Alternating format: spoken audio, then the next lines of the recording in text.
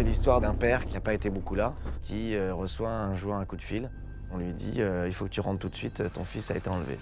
C'est un homme civilisé qui plonge dans des choses terribles qui font qu'il devient un animal. C'est un vrai chien de chasse qui essaye de savoir, de comprendre ce qui s'est passé.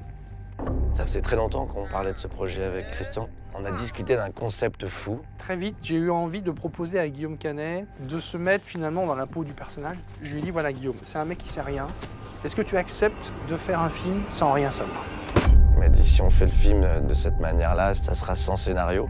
Moi, j'avais rien le droit de savoir, je parlais avec personne. Le soir, j'étais dans un hôtel à part, tout seul. Ils étaient entre eux. Les techniciens n'avaient pas le droit de me parler. J'arrive devant cette baraque qui est paumée, plein dans la neige. J'approche tout seul, puis là, je vois un mec sortir d'un tas de bois avec une caméra. Puis j'ai toujours la voix de Christian derrière. On monte les escaliers, on est dans le noir. Il y a le cadreur qui est derrière, on sait pas ce qui va se passer. Je suis complètement dans un état que je ne peux pas trouver en tant qu'acteur.